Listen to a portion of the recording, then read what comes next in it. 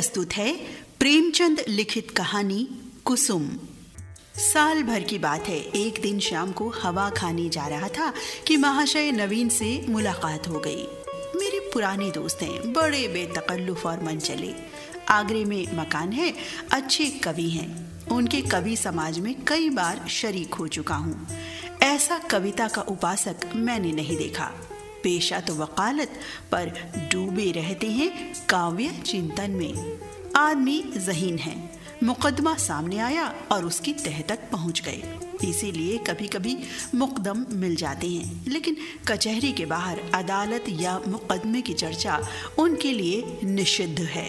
अदालत की चार दीवारी के अंदर 4-5 घंटे वो वकील होते हैं। चार दीवारी के बाहर निकलते ही कवि हैं, सिर से पांव तक। जब देखिए कवि मंडल जमा है, कवि चर्चा हो रही है, रचनाएं सुन रहे हैं, मस्त होकर झूम रहे हैं और अपनी रचना सुनाते समय तो उन पर एक तल्लीनता सी छा जाती है। कंठ स्वर भी इतने मधुर हैं कि उनके पद बाण की तरह सीधे कलेजे में उतर जाते हैं। अध्यात्म में माधुर्य की सृष्टि करना, निर्गुण में सगुण की बहार दिखाना उनकी रचनाओं की विशेषता है। जब वो लखनऊ आते हैं, मुझे पहले सूचना दे दिया करते हैं। आज उन्हें अनायास लखनऊ में देखकर मुझे आश्चर्य हुआ। आप यहाँ कैसे? कुशल तो हैं? मुझे आने की सूचना तक ना दी। बोले, भाईजान, एक जंजाल में फंस गया हूँ। आपको सूचित करने का समय ना था। फिर आपके घर को मैं अपना घर समझता हूँ। इस तकल्लुफ की क्या ज़रूरत है कि आप मेरे लिए कोई विशेष प्रबंध करें। मैं एक ज़रूरी मामले में आपको कष्ट देने आया हूँ। इस वक्त की सैर को स्थगित कीजिए और चलकर मेरी विपत्ति कथा सुनिए। मैंने घबराकर कहा, आपने तो मुझे चिंता में डाल दिया। आप और विपत्ति कथा, मेरे तो प्राण सूखे जाते हैं। घर चलिए, चित्त शांत हो तो सुनाऊं। बाल बच्चे तो अच्छी तरह हैं? हाँ, सब अच्छी तरह हैं, वैसी कोई बात नहीं है। तो चलिए रेस्टोरेंट में चलकर कुछ जलपान तो कर लीजिए। नहीं भाई, इस वक्त मुझे जलपान नहीं सूझता। हम दोनों घर की ओर चले। घर पहुंचकर उनका हाथ मुंह धुलाया, शरबत पिलाया, इलायची पान खाकर उन्होंने अपनी विपत्ति कथा सुनानी आरंभ की। कुसुम के विवाह में आप गए ही थे, उसके पहले भी आपने उसे देखा था। मेरा विचार है कि किसी सरल प्रकृति के युवक को आकर्षित करने के लिए जिन गुणों की जरूरत है वो सब उसमें मौजूद हैं। आपका क्या ख्याल है? मैंने तत्परता से कहा, मैं आपसे कहीं ज्यादा कुसुम का प्रशंसक हूँ। ऐसी लज्जाशील, सुघड़, सलीकेदार और विनोदिनी बालिका मैंने दूसरी नहीं देखी। महाशय नवीन ने करुण स्वर में कहा, वही कुसुम आज अपने पति के निर्दय व्यवहार के कारण रो रो कर प्राण दे रही है। उसका गौना हुए 1 साल हो रहा है। इस बीच में वो 3 बार ससुराल गई, पर उसका पति उससे बोलता ही नहीं। उसकी सूरत से बेजार है। मैंने बहुत चाहा कि उसे बुलाकर दोनों में सफाई करा दूं, मगर न आता है, न मेरे पत्रों का उत्तर देता है। न जाने क्या गांठ पड़ गई है कि उसने इस बेदर्दी से आंखें फेर ली। अब सुनता हूँ उसका दूसरा विवाह होने वाला है। कुसुम का बुरा हाल हो रहा है। आप शायद उसे देखकर पहचान भी ना सके। रात दिन रोने के सिवा दूसरा काम नहीं है। इससे आप हमारी परेशानी का अनुमान कर सकते हैं। जिंदगी की सारी अभिलाषाएं मिटी जाती हैं। हमें ईश्वर ने पुत्र ना दिया, पर हम अपनी कुसुम को पाकर संतुष्ट थे और अपने भाग्य को धन्य मानते थे। पर हम अपनी कुसुम को पाकर संतुष्ट थे और अपने भाग्य को धन्य मानते थे। उसे कितने लाड़ प्यार से पाला, कभी उसे फूल की छड़ी से भी ना छुआ। उसकी शिक्षा दीक्षा में कोई बात उठा न रखी। उसने बीए नहीं पास किया, लेकिन विचारों की प्रौढ़ता और ज्ञान विस्तार में किसी ऊंचे दर्जे की शिक्षित महिला से कम नहीं। आपने उसके लेख देखे हैं। मेरा ख्याल है बहुत कम देवियां वैसे लेख लिख सकती हैं। समाज, धर्म, नीति सभी विषयों में उसके विचार बड़े परिष्कृत हैं। बहस करने में तो इतनी पटु है कि मुझे आश्चर्य होता है। गृह प्रबंध में इतने कुशल कि मेरे घर का प्राय सारा प्रबंध उसी के हाथ में था, किंतु पति की दृष्टि में वो पांव की धूल के बराबर भी नहीं। बार बार पूछता हूँ, तूने उसे कुछ कह दिया है या क्या बात है? आखिर वो क्यों तुझसे इतना उदासीन है? इसके जवाब में रोकर यही कहती है, मुझसे तो उन्होंने कभी कोई बातचीत ही नहीं की। मेरा विचार है कि पहले ही दिन दोनों में कुछ मनमुटाव हो गया। वो कुसुम के पास आया होगा और उससे कुछ पूछा होगा। उसने मारे शर्म के जवाब ना दिया होगा। संभव है उसने 2-4 बातें और भी की हों। कुसुम ने सिर ना उठाया होगा। आप जानते ही हैं कि कितनी शर्मीली है। बस पतिदेव रूठ गए होंगे। मैं तो कल्पना ही नहीं कर सकता कि कुसुम जैसी बालिका से कोई पुरुष उदासीन रह सकता है। लेकिन दुर्भाग्य को कोई क्या कहे। दुखिया ने पति के नाम कई पत्र लिखे, पर उस निर्दयी ने एक का भी जवाब न दिया। सारी चिट्ठियां लौटा दी। मेरी समझ में नहीं आता कि उस पाषाण हृदय को कैसे पिघलाऊं। मैं अब खुद तो उसे कुछ लिख नहीं सकता। आप ही कुसुम की प्राण रक्षा करें, नहीं तो शीघ्र ही उसके जीवन का अंत हो जाएगा और उसके साथ हम दोनों प्राणी भी सिधार जाएंगे। उसकी व्यथा अब देखी नहीं जाती। नवीन जी की आंखें सजल हो गईं। मुझे भी अत्यंत क्षोभ हुआ। उन्हें तसल्ली देता हुआ बोला, आप इतने दिनों इस चिंता में पड़े रहे, मुझसे पहले ही क्यों ना कहा? मैं आज ही मुरादाबाद जाऊंगा और उस आदमी की इस बुरी तरह खबर लूंगा कि वो भी याद करेगा। बचा को जबरदस्ती घसीट कर लाऊंगा और कुसुम के पैरों पर गिरा दूंगा। नवीन जी मेरे आत्मविश्वास पर मुस्कुराकर बोले, आप उससे क्या कहेंगे ये न पूछिए। वशीकरण के जितने मंत्र हैं उन सभी की परीक्षा करूंगा तो आप कदापि सफल ना होंगे। वो इतना शीलवान, इतना विनम्र, इतना प्रसन्न मुख है, इतना मधुर भाषी कि आप वहां से उसके भक्त होकर लौटेंगे।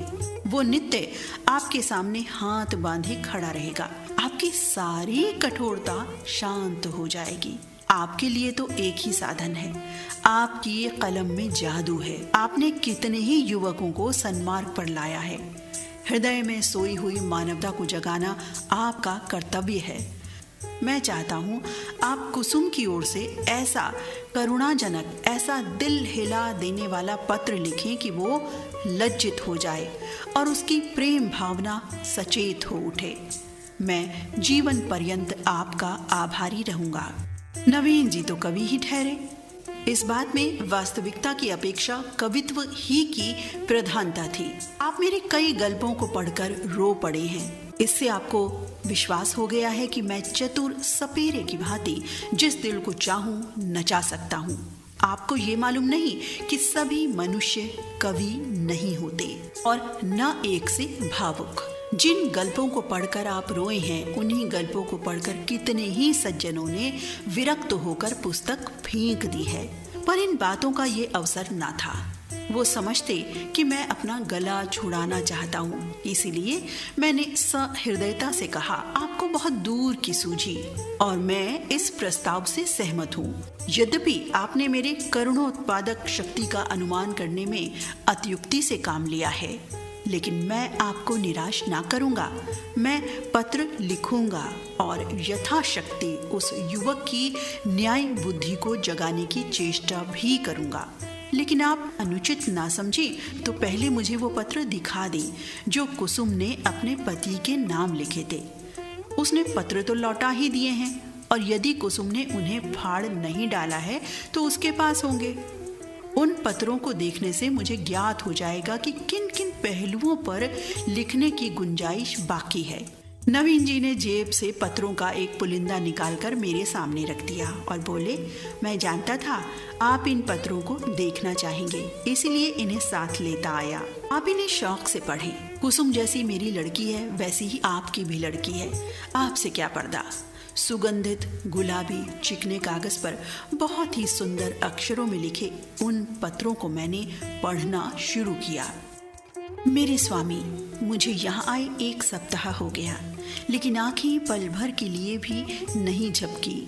सारी रात करवटें बदलते बीत जाती है। बार बार सोचती हूँ, मुझसे ऐसा क्या अपराध हुआ कि उसकी आप मुझे ये सजा दे रहे हैं। आप मुझे झिड़के, घुड़के, कोसे, इच्छा हो तो मेरे कान भी पकड़े।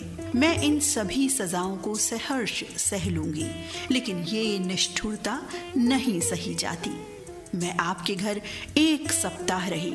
परमात्मा जानता है कि मेरे दिल में क्या क्या अरमान थे। मैंने कितनी बार चाहा कि आपसे कुछ पूछूं, आपसे अपने अपराधों को क्षमा कराऊं, लेकिन आप मेरी परछाई से भी दूर भागते थे। मुझे कोई अवसर ना मिला। आपको याद होगा कि जब दोपहर को सारा घर सो जाता था तो मैं आपके कमरे में जाती थी और घंटों सिर झुकाए खड़ी रहती थी, पर आपने कभी आंख उठाकर ना देखा।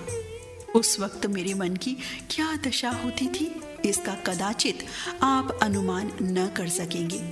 मेरी जैसी अभागिनी स्त्रियां इसका कुछ अंदाज कर सकती हैं।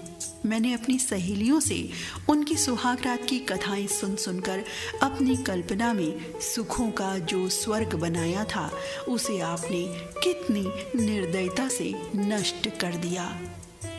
मैं आपसे पूछती हूँ, क्या आपके ऊपर मेरा कोई अधिकार नहीं है? अदालत भी किसी अपराधी को दंड देती है तो उस पर कोई न कोई अभियोग लगाती है, गवाहियां होती हैं, उनका बयान सुनती है। आपने तो कुछ पूछा ही नहीं। मुझे अपनी खता मालूम हो जाती तो आगे के लिए सचेत हो जाती, आपके चरणों पर गिरकर कहती, मुझे क्षमा दान दो। मैं शपथ पूर्वक कहती हूँ, मुझे कुछ नहीं मालूम आप क्यों रुष्ट हो गए। संभव है आपने अपनी पत्नी में जिन गुणों को देखने की कामना की हो वो मुझ में ना हो। बेशक मैं अंग्रेजी नहीं पढ़ी, अंग्रेजी समाज की रीत नीति से परिचित नहीं, न अंग्रेजी खेल ही खेलना जानती हूँ, और भी कितनी ही त्रुटियां मुझ में होंगी। मैं जानती हूँ कि मैं आपके योग्य ना थी। आपको मुझसे कहीं अधिक रूपवती, गुणवती, बुद्धिमती स्त्री मिलनी चाहिए थी, लेकिन मेरे देवता, दंड अपराधों का मिलना चाहिए, त्रुटियों का नहीं। फिर मैं तो आपके इशारे पर चलने को तैयार हूँ। आप मेरी दिलजोई कीजिए, फिर देखिए मैं अपनी त्रुटियों को कितनी जल्दी पूरा कर लेती हूँ। आपका प्रेम कटाक्ष मेरे रूप को प्रदीप्त, मेरी बुद्धि को तीव्र और मेरे भाग्य को बलवान कर देगा। वो विभूति पाकर मेरी कायाकल्प हो जाएगी। स्वामी, क्या आपने सोचा है आप ये क्रोध किस पर कर रहे हैं? वो अबला जो आपके चरणों पर पड़ी हुई है, आपसे क्षमा दान मांग रही है, जो जन्म जन्मांतर के लिए आपकी चेरी है, क्या इस क्रोध को सहन कर सकती है? मेरा दिल बहुत कमजोर है। मुझे रुलाकर आपको पश्चाताप के सिवा और क्या हाथ आएगा? इस क्रोधाग्नि की एक चिंगारी मुझे भस्म कर देने के लिए काफी है। अगर आपकी ये इच्छा है कि मैं मर जाऊं तो मैं मरने के लिए तैयार हूँ। केवल आपका इशारा चाहती हूँ। अगर मरने से आपका चित्त प्रसन्न हो तो मैं बड़े हर्ष से अपने को आपके चरणों पर समर्पित कर दूंगी।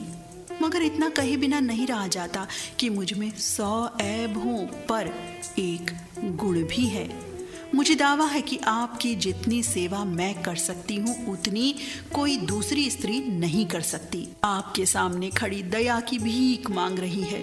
आपकी पत्नी आपके सामने खड़ी दया की भीख मांग रही है। क्या उसे द्वार से ठुकरा दीजिएगा? आपकी अपराधिनी कुसुम। ये पत्र पढ़कर मुझे रोमांच हो आया। ये बात मेरे लिए असह्य थी कि कोई स्त्री अपने पति की इतनी खुशामद करने पर मजबूर हो जाए। पुरुष अगर स्त्री से उदासीन रह सकता है तो स्त्री उसे क्यों नहीं ठुकरा सकती? वो दुष्ट समझता है कि विवाह ने एक स्त्री को उसका गुलाम बना दिया। वो उस अबला पर जितना अत्याचार चाहे करे, कोई उसका हाथ नहीं पकड़ सकता, कोई चूं भी नहीं कर सकता। पुरुष अपनी दूसरी, तीसरी, चौथी शादी कर सकता है। स्त्री से कोई संबंध ना रखकर भी उस पर उसी कठोरता से शासन कर सकता है। वो जानता है कि स्त्री कुल मर्यादा के बंधनों में जकड़ी हुई है। उसे रो रो कर मर जाने के सिवा और कोई उपाय नहीं है। अगर उसे भय होता कि औरत भी ईंट का जवाब पत्थर से नहीं, ईंट से भी नहीं, केवल थप्पड़ से दे सकती है, तो उसे कभी इस बदमिजाजी का साहस ना होता। बेचारी स्त्री कितनी विवश है। शायद मैं कुसुम की जगह होता तो इस निष्ठुरता का जवाब इसकी 10 गुनी कठोरता से देता, उसकी छाती पर मूंग दलता, संसार के हंसने की जरा भी चिंता ना करता। समाज अबलाओं पर इतना जुल्म देख सकता है और चूं तक नहीं करता। उसके रोने या हंसने की मुझे जरा भी परवाह ना होती। अरे अभागे युवक, तुझे खबर नहीं तू अपने भविष्य की गर्दन पर कितनी बेदर्दी से छुरी फेर रहा है। ये वो समय है जब पुरुष को अपने प्रणय भंडार से स्त्री के माता पिता, भाई बहन, सखियां, सहेलियां सभी के प्रेम की पूर्ति करनी पड़ती है। अगर पुरुष में ये सामर्थ्य नहीं है तो वो स्त्री की क्षुधित आत्मा को कैसे संतुष्ट रख सकेगा। परिणाम वही होगा जो बहुधा होता है, अबला कुढ़ कुढ़ कर मर जाती है। यही वो समय है जिसकी स्मृति जीवन में सदैव के लिए मिठास पैदा कर देती है। स्त्री की प्रेम सुधा इतनी तीव्र होती है कि वो पति का स्नेह पाकर अपना जीवन सफल समझती है और इस प्रेम के आधार पर जीवन के सारे कष्टों को हंस खेल कर सह लेती है। यही वो समय है जब हृदय में प्रेम का बसंत आता है और उसमें नई नई आशा कोपलें निकलने लगती हैं। ऐसा कौन निर्दयी है जो इस ऋतु में उस वृक्ष पर कुल्हाड़ी चलाएगा। यही वो समय है जब शिकारी किसी पक्षी को उसके बसेरे से लाकर पिंजरे में बंद कर देता है। क्या वो उसकी गर्दन पर छुरी चलाकर उसका मधुर गान सुनने की आशा रखता है। मैंने दूसरा पत्र पढ़ना शुरू किया।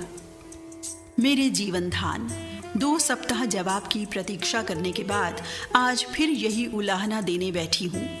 जब मैंने वो पत्र लिखा था तो मेरा मन गवाही दे रहा था कि उसका उत्तर जरूर आएगा। आशा के विरुद्ध आशा लगाए हुए थी। मेरा मन अब भी इसे स्वीकार नहीं करता कि जानबूझकर इसका उत्तर नहीं दिया। कदाचित आपको अवकाश नहीं मिला, या ईश्वर ना करे कहीं आप अस्वस्थ तो नहीं हो गए। किससे पूछूं? इस विचार से ही मेरा हृदय कांप रहा है। मेरी ईश्वर से प्रार्थना है कि आप प्रसन्न और स्वस्थ हों। पत्र मुझे ना लिखें, ना सही, रोकर चुप ही तो हो जाऊंगी। आपको ईश्वर का वास्ता है, अगर आपको किसी प्रकार का कष्ट हो तो मुझे तुरंत पत्र लिखिए। मैं किसी को साथ लेकर आ जाऊंगी। मर्यादा और परिपाटी के बंधनों से मेरा जी घबराता है। ऐसी दशा में भी यदि आप मुझे अपनी सेवा से वंचित रखते हैं तो आप मुझसे मेरा वो अधिकार छीन रहे हैं जो मेरे जीवन की सबसे मूल्यवान वस्तु है। मैं आपसे और कुछ नहीं मांगती। आप मुझे मोटे से मोटा खिलाइए, मोटे से मोटा पहनाइए, मुझे जरा भी शिकायत ना होगी। मैं आपके साथ घोर से घोर विपत्ति में भी प्रसन्न रहूंगी। मुझे आभूषणों की लालसा नहीं, महल में रहने की लालसा नहीं, सैर तमाशे की लालसा नहीं, धान बटोरने की लालसा नहीं। मेरे जीवन का उद्देश्य केवल आपकी सेवा करना है, यही उसका ध्येय है। मेरे लिए दुनिया में कोई देवता नहीं, कोई गुरु नहीं, कोई हाकिम नहीं। मेरे देवता आप हैं, मेरे राजा आप हैं।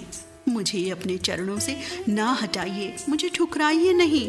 मैं सेवा और प्रेम के फूल लिए कर्तव्य और व्रत की भेंट अंचल में सजाए आपकी सेवा में आई हूँ। मुझे इस भेंट को, इन फूलों को अपने चरणों पर रखने दीजिए। उपासक का काम तो पूजा करना है। देवता उसकी पूजा स्वीकार करता है या नहीं, ये सोचना उसका धर्म नहीं। मेरे सरताज, शायद आपको पता नहीं आजकल मेरी क्या दशा है। यदि मालूम होता तो आप इस निष्ठुरता का व्यवहार ना करते। आप पुरुष हैं, आपके हृदय में दया है, सहानुभूति है, उदारता है। मैं विश्वास नहीं कर सकती कि आप मुझ जैसी नाचीज पर क्रोध कर सकते हैं। मैं आपकी दया के योग्य हूँ। कितनी दुर्बल, कितनी अपंग, कितनी बेजुबान। आप सूर्य हैं, मैं अणु हूँ। आप अग्नि हैं, मैं तृण हूँ, आप राजा हैं, मैं भिखारिन हूँ। क्रोध तो बराबर वालों पर करना चाहिए। मैं भला आपके क्रोध का आघात कैसे सह सकती हूँ? अगर आप समझते हैं कि मैं आपकी सेवा के योग्य नहीं हूँ, तो मुझे अपने हाथों से विष का प्याला दे दीजिए। मैं उसे सुधा समझकर सिर और आंखों से लगाऊंगी और आंखें बंद करके पी जाऊंगी। जब जीवन आपकी भेंट हो गया तो आप मारें या जिलाएं, ये आपकी इच्छा है। मुझे यही संतोष काफी है कि मेरी मृत्यु से आप निश्चिंत हो गए। मैं तो इतना ही जानती हूँ कि मैं आपकी हूँ और सदैव आपकी रहूंगी, इस जीवन में ही नहीं बल्कि अनंत तक। अभागिनी कुसुम। ये पत्र पढ़कर मुझे कुसुम पर झुंझुलाहट आने लगी और उस आदमी से घृणा हो गई। माना तुम स्त्री हो। आजकल के प्रथानुसार पुरुष को तुम्हारे ऊपर हर तरह का अधिकार है, लेकिन नम्रता की भी तो कोई सीमा होती है। तो उसे भी चाहिए कि उसकी बात पूछे। स्त्रियों को धर्म और त्याग का पाठ पढ़ा पढ़ा कर हमने उनके आत्मसम्मान और आत्मविश्वास दोनों ही का अंत कर दिया। अगर पुरुष स्त्री का मोहताज नहीं तो स्त्री भी पुरुष की मोहताज क्यों है? ईश्वर ने पुरुष को हाथ दिए हैं तो क्या स्त्री को उससे वंचित रख रखा है? पुरुष के पास बुद्धि है तो क्या स्त्री अबोधा है? इसी नम्रता ने तो मर्दों का मिजाज आसमान पर पहुंचा दिया। पुरुष रूठ गया तो स्त्री के लिए मानो प्रलय आ गया। मैं तो समझता हूँ कुसुम नहीं, उसका अभागा पति ही दया के योग्य है, जो कुसुम जैसी स्त्री की कद्र नहीं कर सकता। मुझे ऐसा संदेह होने लगा कि इस आदमी ने कोई दूसरा रोग पाल रखा है, किसी शिकारी के रंगीन जाल में फंसा हुआ है। खैर, मैंने तीसरा पत्र खोला। प्रियतम, अब मुझे मालूम हो गया कि मेरी जिंदगी निरुद्देश्य है। जिस फूल को देखने वाला चुनने वाला कोई नहीं, वो खिले तो क्यों? क्या इसलिए कि मुरझाकर जमीन पर गिर पड़े और पैरों से कुचल दिया जाए? मैं आपके घर में 1 महीना रहकर दोबारा आई हूँ। ससुर जी ने ही मुझे बुलाया, ससुर जी ने ही मुझे विदा कर दिया। इतने दिनों में आपने एक बार भी मुझे दर्शन ना दिए। आप दिन में 20 ही बार घर में आते थे, अपने भाई बहनों से हंसते बोलते थे या मित्रों के साथ सैर तमाशे देखते थे, लेकिन मेरे पास न आने की आपने कसम खा ली थी। मैंने कितनी बार आपको संदेश भेजे, कितना अनुनय विनय किया, कितनी बार बेशर्मी करके आपके कमरे में गई, लेकिन आपने कभी मुझे आंख उठाकर भी न देखा। मैं तो कल्पना ही नहीं कर सकती थी कि कोई प्राणी इतना हृदयहीन हो सकता है। प्रेम के योग्य नहीं, विश्वास के योग्य नहीं, सेवा के योग्य भी नहीं, तो क्या दया के भी योग्य नहीं? मैंने कितनी मेहनत और प्रेम से आपके लिए रसगुल्ले बनाए थे, आपने उन्हें हाथ से छुआ भी नहीं। जब आप मुझसे इतने विरक्त हैं तो मेरी समझ में नहीं आता कि जीकर क्या करूं। न जाने ये कौन सी आशा है जो मुझे जीवित रखे हुए है। क्या अंधेर है कि आप सजा तो देते हैं मगर अपराध नहीं बताते। वो कौन सी नीति है? आपको ज्ञात है, इस 1 मास में मैंने मुश्किल से 10 दिन आपके घर में भोजन किया होगा। मैं इतनी कमजोर हो गई हूँ कि चलती हूँ तो आंखों के सामने अंधेरा छा जाता है। आंखों में जैसी ज्योति ही नहीं रही, हृदय में मानो रक्त का संचालन ही नहीं रहा। खैर, सता लीजिए जितना जी चाहे, इस अनिति का अंत भी एक दिन हो ही जाएगा। अब तो मृत्यु ही पर सारी आशाएं टिकी हुई हैं। अब मुझे प्रतीत हो रहा है कि मेरे मरने की खबर पाकर आप उछलेंगे और हल्की सांस लेंगे। आपकी आंखों से आंसू की एक बूंद भी ना गिरेगी, पर ये आपका दोष नहीं, मेरा दुर्भाग्य है। उस जन्म में मैंने कोई बहुत बड़ा पाप किया था। मैं चाहती हूँ कि मैं भी आपकी परवाह ना करूं, आप ही की भांति आपसे आंखें फेर लूं, मुंह फेर लूं, दिल फेर लूं, लेकिन न जाने क्यों मुझ में वो शक्ति नहीं है। क्या लता वृक्ष की भांति खड़ी रह सकती है? वृक्ष के लिए किसी सहारे की जरूरत नहीं, लता वो शक्ति कहाँ से लाए? वो तो वृक्ष से लिपटने के लिए पैदा की गई है। उसे वृक्ष से अलग कर दो और वो सूख जाएगी। मैं आपसे पृथक अपने अस्तित्व की कल्पना ही नहीं कर सकती। मेरे जीवन की हर एक गति, प्रत्येक विचार, प्रत्येक कामना में आप मौजूद होते हैं। मेरा जीवन वो वृत्त है जिसके केंद्र आप हैं। मैं वो हार हूँ जिसके प्रत्येक फूल में आप धागे की भांति घुसे हैं। उस धागे के बगैर हार के फूल बिखर जाएंगे और धूल में मिल जाएंगे। मेरी एक सहेली है शन्नू। उसका इस साल पाणी ग्रहण हो गया है। उसका पति जब ससुराल आता है, शन्नू के पांव जमीन पर नहीं पड़ते। दिन भर में न जाने कितने रूप बदलती है। मुख कमल खिल जाता है। उल्लास संभाले नहीं संभलता। उसे बिखेरती लुटाती चलती है, हम जैसे अभागों के लिए। जब आकर मेरे गले लिपट जाती है तो हर्ष और उन्माद की वर्षा से जैसे मैं लथपथ हो जाती हूँ। दोनों अनुराग से मतवाले हो रहे हैं। उनके पास धन नहीं है, जायदाद नहीं है, मगर अपनी दरिद्रता में ही मगन है। इस अखंड प्रेम का एक क्षण, उसकी तुलना में संसार की कौन सी वस्तु रखी जा सकती है?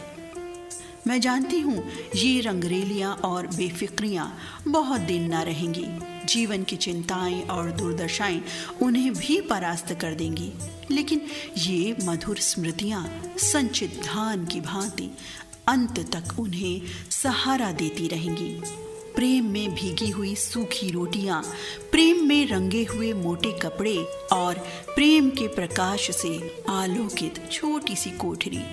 अपनी इस विपन्नता में भी वो स्वाद, वो शोभा और वो विश्राम रखती है जो शायद देवताओं को स्वर्ग में भी नसीब नहीं। जब शन्नू का पति अपने घर चला जाता है तो वो दुखिया किस तरह फूट फूट कर रोती है कि मेरा हृदय विहल हो जाता है। उसके पत्र आ जाते हैं तो मानो उसे कोई विभूति मिल जाती है। उसके रोने में भी, उसकी विफलताओं में भी, उसके उपालंभों में भी एक स्वाद है, एक रस है। उसके आंसू व्यग्रता और विहलता के हैं, मेरे आंसू निराशा और दुख के। उसकी व्याकुलता में प्रतीक्षा और उल्लास है, मेरी व्याकुलता में दैन्य और परवशता। उसके उपालंभ में अधिकार और ममता है, मेरे उपालंभ में भग्नता और रुदन। पत्र लंबा हुआ जाता है और दिल का बोझ हल्का नहीं होता। भयंकर गर्मी पड़ रही है। दादा मुझे मसूरी ले जाने का विचार कर रहे हैं। मेरी दुर्बलता से उन्हें टीबी का संदेह हो रहा है। वो नहीं जानते कि मेरे लिए मसूरी नहीं, स्वर्ग भी काल कोठरी है। अभागिन कुसुम। मेरे पत्थर के देवता कल मसूरी से लौट आई। लोग कहते हैं बड़ा स्वास्थ्यवर्धक और रमणीक स्थान है। होगा, मैं तो एक दिन भी कमरे से नहीं निकली। भग्न हृदयों के लिए संसार सूना है। मैंने रात एक बड़े मजे का सपना देखा, बतलाऊं? पर क्या फायदा, न जाने क्यों अब मैं भी मौत से डरती हूँ। आशा का कच्चा धागा मुझे अब भी जीवन से बांधे हुए है। जीवन उद्यान के द्वार पर जाकर बिना सैर किए लौट आना कितना खतरनाक है। अंदर क्या सुषमा है, क्या आनंद है, मेरे लिए वो द्वार ही बंद है। कितनी अभिलाषाओं से विहार का आनंद उठाने चली थी, कितनी तैयारियों से, पर मेरे पहुंचते ही द्वार बंद हो गया है। अच्छा बतलाओ, मैं मर जाऊंगी तो मेरी लाश पर आंसू की 2 बूंदें गिराओगी? उसकी जिंदगी भर की जिम्मेदारी ली थी, जिसकी सदैव के लिए बाह पकड़ी थी, क्या उसके साथ इतनी भी उदारता ना करोगे? मरने वालों के अपराध सभी क्षमा कर दिया करते हैं, तुम भी क्षमा कर देना। आकर मेरे शव को अपने हाथों से नहलाना, अपने हाथ से सुहाग के सिंदूर लगाना, अपने हाथ से सुहाग की चूड़ियां पहनाना, अपने हाथ से मेरे मुंह में गंगा जल डालना, 2-4 पग कंधा दे देना। बस मेरी आत्मा संतुष्ट हो जाएगी और तुम्हें आशीर्वाद देगी। मैं वचन देती हूँ कि मालिक के दरबार में तुम्हारा यश गाऊंगी। ये भी महंगा सौदा है। इतने से शिष्टाचार से तुम अपनी सारी जिम्मेदारियों से मुक्त हुए जाते हो। आह, मुझे विश्वास होता कि तुम इतना शिष्टाचार करोगे तो मैं कितनी खुशी से मौत का स्वागत करती, लेकिन मैं तुम्हारे साथ अन्याय ना करूंगी। तुम कितने ही निष्ठुर हो, इतने निर्दयी नहीं हो सकते। मैं जानती हूँ तुम ये समाचार पाते ही आओगे और शायद एक क्षण के लिए मेरी शोक मृत्यु पर तुम्हारी आंखें रो पड़े।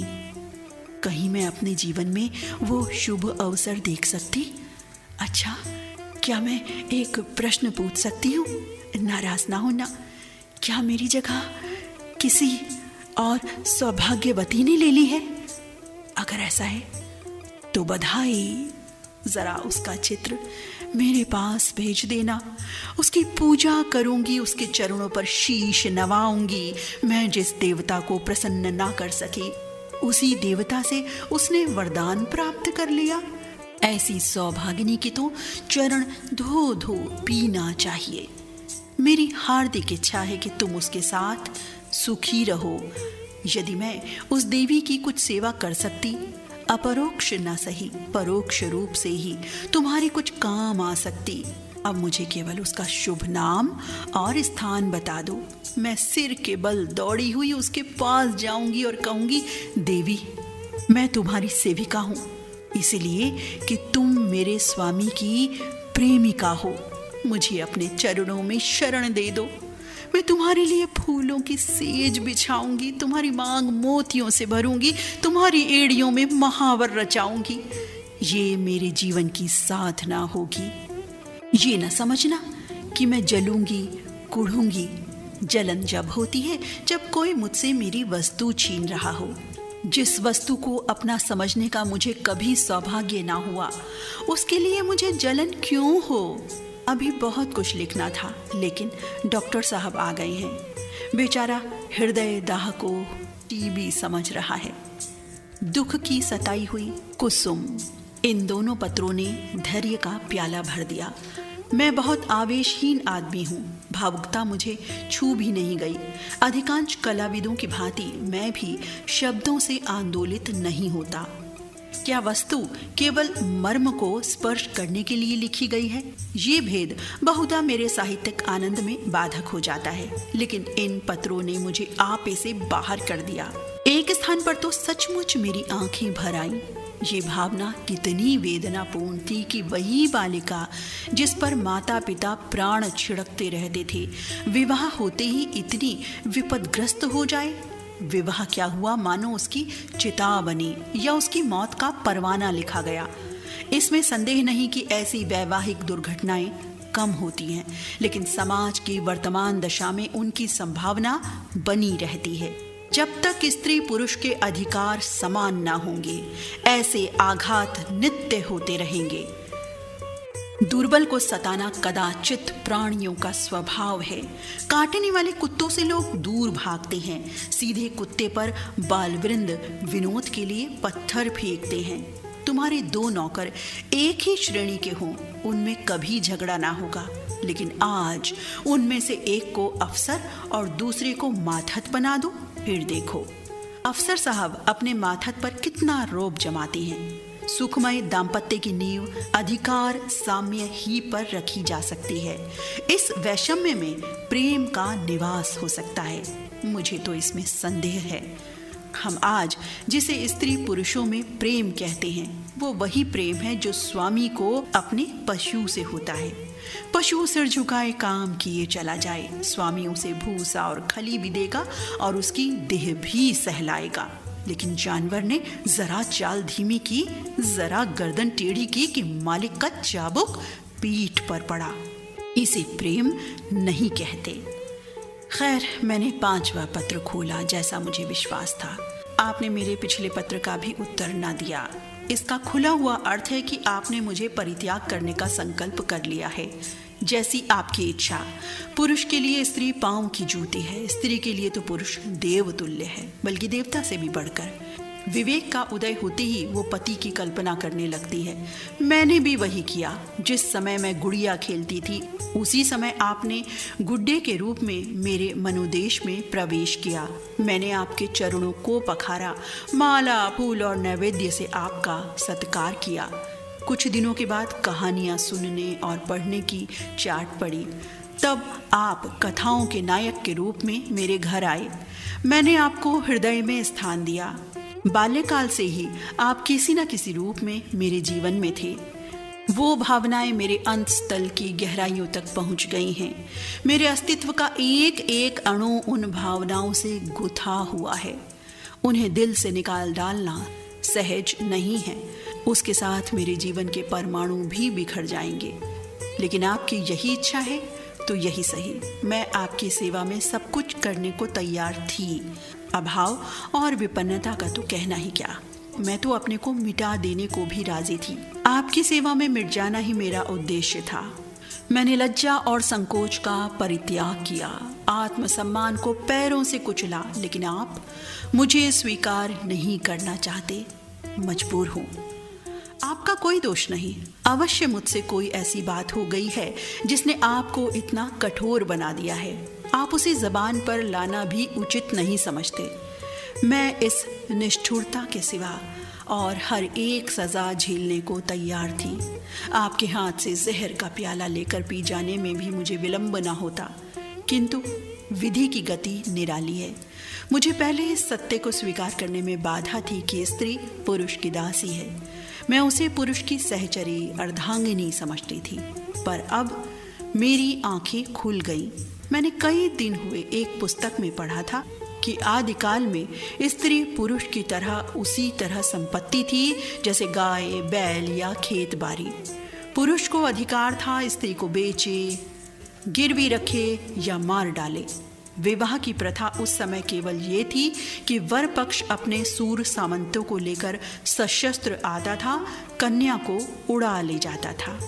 कन्या के साथ कन्या के घर में रुपया, पैसा, अनाज या पशु जो कुछ उसके हाथ लग जाता था उसे भी उठा ले जाता था। वो स्त्री को अपने घर ले जाकर उसके पैरों में बेड़ियां डालकर घर के अंदर बंद कर देता था। उसके आत्मसम्मान के भावों को मिटाने के लिए वो उपदेश दिया करता था कि पुरुष ही उसका देवता है। सुहाग स्त्री की सबसे बड़ी विभूति है। आज कई हजार वर्षों के बीतने पर पुरुष के उस मनोभाव में कोई परिवर्तन नहीं हुआ। पुरानी सभी प्रथाएं कुछ विकृत या संस्कृत रूप में मौजूद हैं। आज मुझे मालूम हुआ कि उस लेखक ने स्त्री समाज की दशा का कितना सुंदर निरूपण किया था। अब आपसे मेरा सविनय अनुरोध है और यही अंतिम अनुरोध है कि आप मेरे पत्रों को लौटा दें। आपके दिए हुए गहने और कपड़े अब मेरे किसी काम के नहीं। इन्हें अपने पास रखने का मुझे कोई अधिकार नहीं। आप जिस समय चाहें वापस मंगवा लें। मैंने उन्हें एक पेटारी में बंद करके अलग रख दिया है। उसकी सूची भी वहीं रखी हुई है, मिला लीजिएगा। आज से आप मेरी जबान या कलम से कोई शिकायत न सुनेंगे। इस भ्रम को भूलकर भी दिल में स्थान ना दीजिएगा कि मैं आपसे बेवफाई या विश्वासघात करूंगी। मैं इसी घर में कुढ़ कुढ़ कर मर जाऊंगी, पर आपकी ओर से मेरा मन कभी मैला ना होगा। मैं जिस जलवायु में पली हूँ उसका मूल तत्व है पति में श्रद्धा। ईर्ष्या या जलन भी उस भावना को मेरे दिल से नहीं निकाल सकती। मैं आपकी कुल मर्यादा की रक्षिका हूँ। अगर मेरे बस में होता तो मैं उसे भी वापस कर देती, लेकिन यहाँ मैं भी मजबूर हूँ और आप भी मजबूर हैं। मेरी ईश्वर से यही विनती है कि आप जहाँ रहें कुशल से रहें। जीवन में मुझे सबसे कटु अनुभव जो हुआ है वो यही है कि नारी जीवन अधम है। अपने लिए, अपने माता पिता के लिए, अपने पति के लिए। उसकी कदर न माता के घर में है न पति के घर में। मेरा घर शोकागार बना हुआ है। अम्मा रो रही हैं, दादा रो रहे हैं, कुटुंब के लोग रो रहे हैं। एक मेरी जात से लोगों को कितनी मानसिक वेदना हो रही है। कदाचित वो सोचते होंगे ये कन्या कुल में न आती तो अच्छा होता। मगर सारी दुनिया एक तरफ हो जाए, आपके ऊपर विजय नहीं पा सकती। आप मेरे प्रभु हैं। आपका फैसला अटल है। उसकी कहीं अपील नहीं, कहीं फरियाद नहीं। खैर, आज से ये कांड समाप्त हुआ। अब मैं हूँ और मेरा भग्न हृदय। हसरत यही है कि आपकी कुछ सेवा ना कर सकी। अभागिनी कुसुम। मालूम नहीं मैं कितनी देर तक मूक वेदना की दशा में बैठा रहा कि महाशय नवीन बोले, आपने इन पत्रों को पढ़कर क्या निश्चय किया? मैंने रोते हुए हृदय से कहा, अगर इन पत्रों ने उस नर पिशाच के दिल पर कोई असर ना किया तो मेरा पत्र भला क्या असर करेगा। इससे अधिक करुणा और वेदना मेरी शक्ति के बाहर है। ऐसा कौन सा धार्मिक भाव है जिसे इन पत्रों में स्पर्श ना किया गया हो? दया, लज्जा, तिरस्कार, न्याय, मेरे विचार में तो कुसुम ने कोई पहलू नहीं छोड़ा। मेरे लिए अब यही अंतिम उपाय है कि उस शैतान के सिर पर सवार हो जाऊं और उसके मुंह दर मुंह बातें करके इस समस्या की तह तक पहुंचने की चेष्टा करूं। अगर उसने मुझे कोई संतोषप्रद उत्तर ना दिया तो मैं उसका और अपना खून एक कर दूंगा। या तो मुझी को फांसी होगी या वही काले पानी जाएगा। कुसुम ने जिस धैर्य और साहस से काम किया है वो सराहनीय है। आप उसे सांत्वना दीजिएगा। मैं आज रात की गाड़ी से मुरादाबाद जाऊंगा और परसों तक जैसी कुछ परिस्थिति होगी उसकी आपको सूचना दूंगा। मुझे तो ये कोई चरित्रहीन और बुद्धिहीन युवक मालूम होता है। मैं उस बहक में जाने क्या बकता रहा। इसके बाद हम दोनों भोजन करके स्टेशन चले। वो आगरे गए, मैंने मुरादाबाद का रास्ता लिया। उनके प्राण अब भी सूखे जाते थे कि क्रोध के आवेश में मैं कोई पागलपन ना कर बैठूं। मेरे बहुत समझाने पर उनका चित्त शांत हुआ। मैं प्रातःकाल मुरादाबाद पहुंचा और जांच शुरू कर दी। इस युवक के चरित्र के विषय में मुझे जो संदेह था वो गलत निकला। मोहल्ले में, कॉलेज में, उसके इष्ट मित्रों में सभी उसके प्रशंसक थे। अंधेरा और गहरा होता जान पड़ा। संध्या समय मैं उसके घर जा पहुंचा। जिस निष्कपट भाव से वो दौड़कर मेरे पैरों पर झुका वो मैं नहीं भूल सकता। ऐसा वाक चतुर, ऐसा सुशील और विनीत युवक मैंने नहीं देखा। बाहर और भीतर में इतना आकाश पाताल का अंतर मैंने कभी ना देखा था। मैंने कुशल क्षेम और शिष्टाचार के 2-4 वाक्यों के बाद पूछा, तुमसे मिलकर चित्त प्रसन्न हुआ, लेकिन आखिर कुसुम ने क्या अपराध किया है जिसका तुम उसे इतना कठोर दंड दे रहे हो? उसने तुम्हारे पास कई पत्र लिखे, तुमने एक का भी उत्तर ना दिया।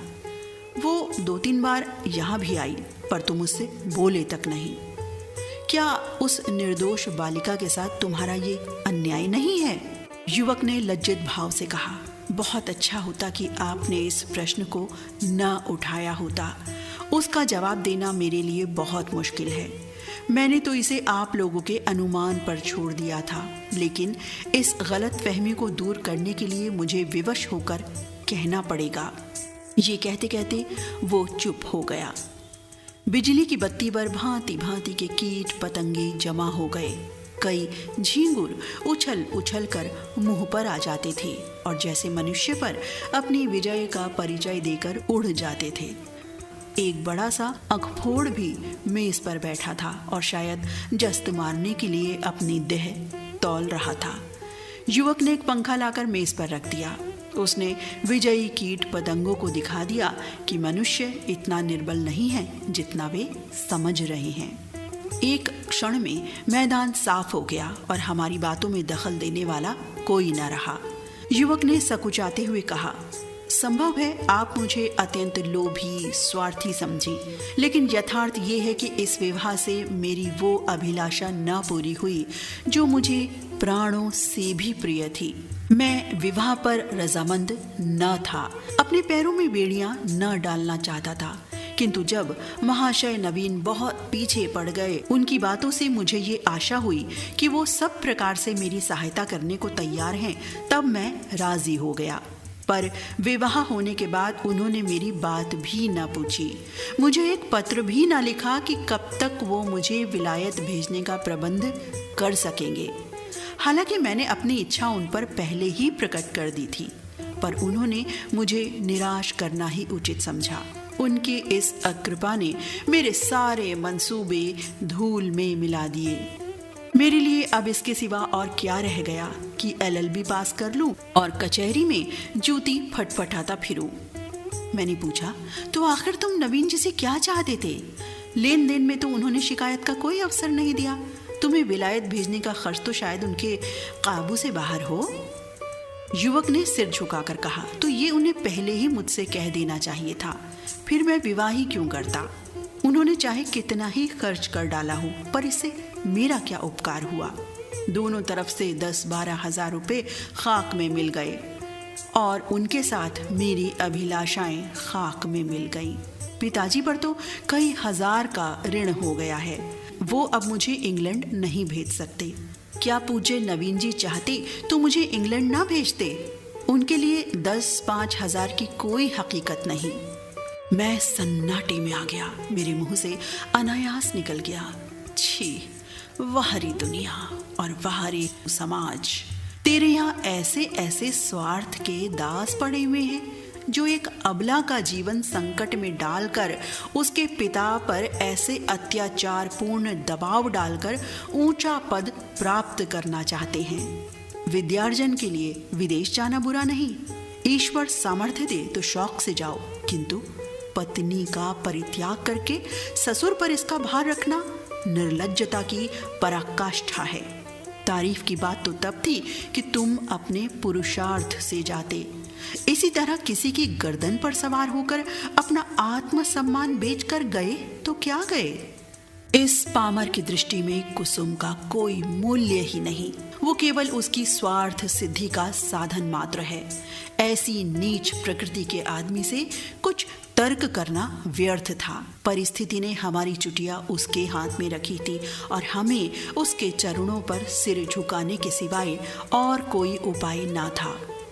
दूसरी गाड़ी से मैं आगरे जा पहुंचा और नवीन जी से ये वृत्तांत कहा। उन बेचारे को क्या मालूम था कि यहाँ सारी जिम्मेदारी उन्हीं के सिर डाल दी गई है।